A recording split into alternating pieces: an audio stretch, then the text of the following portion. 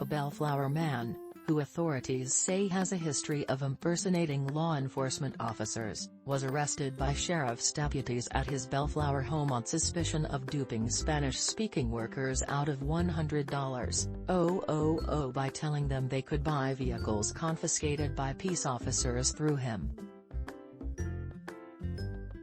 Martin Lupe Alejandro, 56, was taken into custody on Thursday, October 27, by detectives from the Los Angeles County Sheriff's Department, Sheriff Alex Villanueva said during a Tuesday, November 1, press conference at the Lakewood station. Alejandro is accused of stealing the $100 and from at least 8 victims, Villanueva said.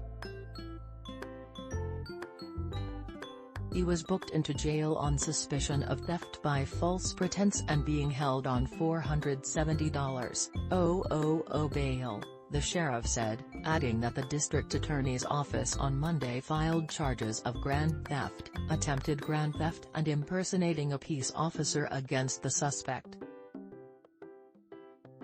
Alejandro is accused of contacting handymen and construction workers who placed ads in El Clasificado, an online and in-print classified marketplace, the largest Spanish-language one in the country, offering their services from June through October, Villanueva said. In one June instance, a victim was called by Alejandro to do work on Alejandro's Bellflower home, Villanueva said. Alejandro told the victim he was a Los Angeles police detective with access to towed and confiscated vehicles. He then offered to sell the victim 2 hybrid vehicles for a deposit of $7,000 by Zelle transfer and an additional $7,000 once the vehicles arrived. But they never did, and Alejandro then ignored the victim's phone calls, authorities said.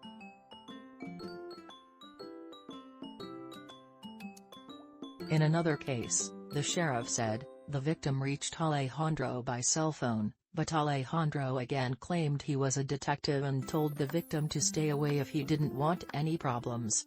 The victims come forward because the suspect doesn't provide the vehicle or return the money, said Detective. The victims have no other resource but to call the police. Alejandro targeted victims who were vulnerable, the sheriff said, with their immigration status up in the air. But, the sheriff said, people are free to step forward, they do not have to worry about having any involvement with immigration officials, when they become the victim of a crime. Detectives were able to track the Zelle transfers, Gallegos said, but not the cash transactions.